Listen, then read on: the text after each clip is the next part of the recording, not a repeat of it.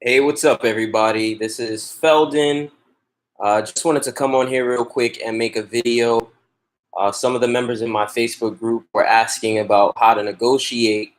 So I wanted to come on here and talk to you guys first and foremost why you're probably not closing deals, get into the psychology of a lead, and then tell you how you're going to be able to close faster and easier. So just to get started, I want to talk to you guys about the difference between a qualified and an unqualified lead. Now, what is an unqualified lead? An unqualified lead is someone who obviously isn't going to really benefit from your product or service, or they might, and they're just not ready at the time. But for the purposes of this video, I'm going to talk exclusively about phone flipping. So what is an unqualified lead when you're flipping phones? Well, someone who just wants to upgrade. Obviously, you're probably not going to be able to compete with the Apple Store, or you're not going to be able to compete with certain other stores that will allow people to trade their devices in and purchase a new device. You just can't do it. The deals that they offer are very, very sticky because they give people low monthly payments in exchange for their phones, and they also usually shave off some of the cost of the device that they're going to be financing. So it's really, really hard to compete. I call those unqualified leads. Whenever I make an offer to somebody and they tell me, oh, I just want to go to the store and upgrade, I let them go. Another person who's an unqualified lead. Most of our best leads are going to be people who just don't have the time to sell it themselves. So if you have somebody who's had the item on Marketplace for a day or two and they have it listed on multiple other platforms like Let Go and OfferUp, and they know the value of the item, you're probably not going to get that person to sell you their phone. Reason being, they have the time and the patience to do it themselves. Also, another type of lead that I consider unqualified, let's say a phone is, selling for 200 and I offer 100 and they say, oh, I want 200. If they try to squeeze an extra $100 to $200 more than your initial offer, it's going to really take a lot to talk them down. It's a lot easier with higher end phones, but most of the time you're going to be dealing with like iPhone 6s, iPhone 7s, 8s, 8 pluses, and it's really just not worth the headache to deal with those people.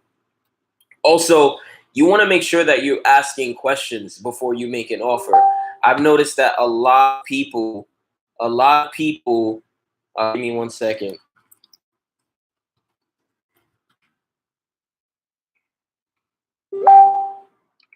A lot of people will, oh, I'm so sorry. I got a message and it just totally threw me off. Whew. Okay, so a lot of people will get really upset if you just make an offer on their item without asking questions. So I had a member in my group earlier. Somebody messaged him and they said, hey, I have an iPhone 6. And he's like, okay, great. I'll give you, whatever, $50 for it. And the person immediately blew him off and got upset. And so one of the examples that I gave them is, how would you feel if you went to a car repair guy and you say, hey, you fix cars? And the car repair guy says, yeah, which one you got? And then you say, oh, I have a Nissan Altima. And then he goes, 1,000 for the repair. You're going to be like, but I haven't even told you what's wrong with the car yet.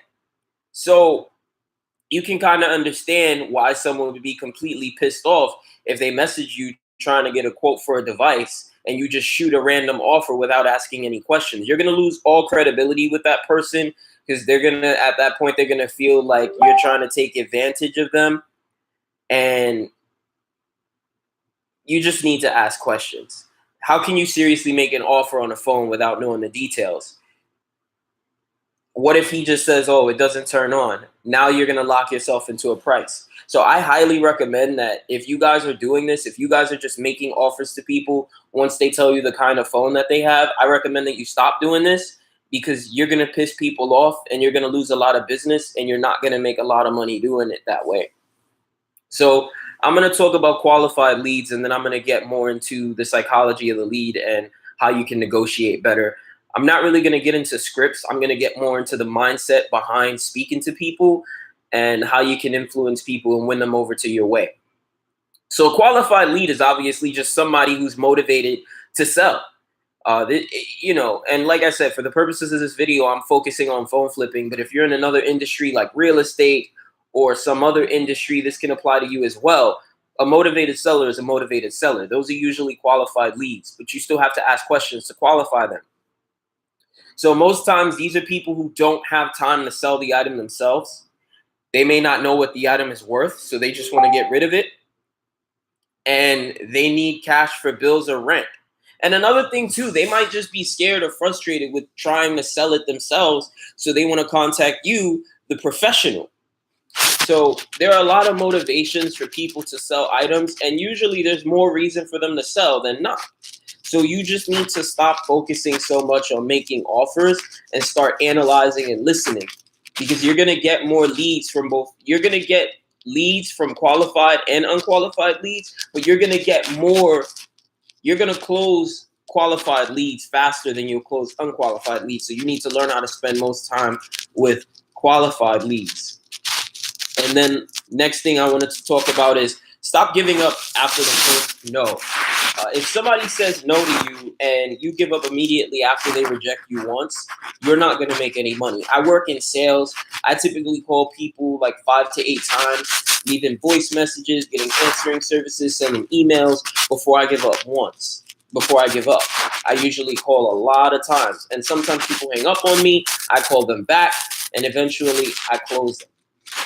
And I'm not saying that you should chase after people, but depending on the quality of the lead, like if you know they're a really, really good lead, like a hot prospect, and you know they can benefit from speaking with you, you might want to go after them a little bit harder. So now getting right into it. So one of my group members asked, what kinds of questions should they ask before making an offer? I think I answered that in this video already. First and foremost, you definitely want to be someone who's approachable. A lot of people in the reselling business, they don't have a lot of personality. Like people will message them and they'll have a very robotic response. Like, what are you selling? Say hi, hello, hey, how's it going? What would you like to sell? That's a great place to start. Say hi. What are you selling? Don't do that. Someone said, isn't texting about getting right to the point? It is, but again, texting is all about getting to the point, but you also want to be mindful that people are human. People have emotions. So if someone's texting you and they're using emojis and they're using exclamation points, they're probably someone who wants to have a bit of a conversation. Now, if they're sending you one-liners and you're responding with paragraphs, you're probably not responding appropriately. So you really got to feel out the lead. You have to respond appropriately based on the way that they talk to you. This is a technique, a high-level negotiation technique called mirroring and matching. You want to mirror your lead and you want to match them and respond based on how they're communicating with you. So if someone says hi to me, I'm going to say hi back. If they just get to the point, like one of my group members said, I'm going to just get to the point.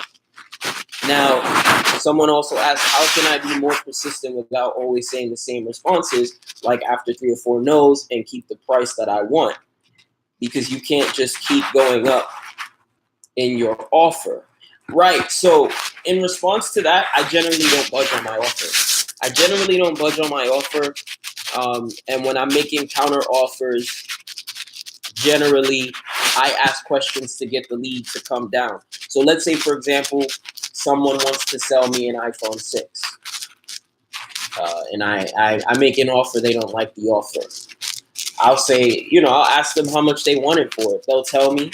If I feel like it's too high up, I'll let them know, like, I appreciate that, but that's really high. I'll ask them if they could do any lower. If they say yes, great. I'll ask them how much. And then, usually we'll take the conversation from there. Other times they'll say, no, I can't do any less. And I'm like, really, you can't? They'll say no. And then I'll make another offer at that point. At that point, I may budge $2, $5, depending on the item. I might go up $20, $30, $40. It depends on the item. But you want to be very, very careful with that because you're putting yourself into a sticky situation. I generally don't budge on my offers. I know that my quotes are good.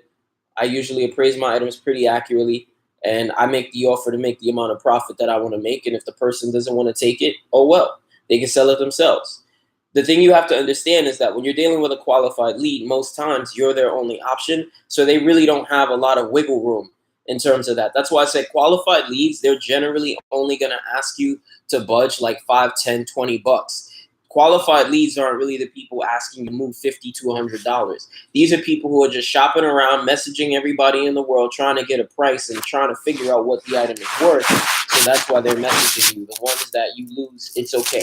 You're going to lose people sometimes. You don't got to worry about that. You just have to be persistent. You have to keep going, keep asking questions. Don't just make random offers once you find out what the item is. And you should be fine, honestly.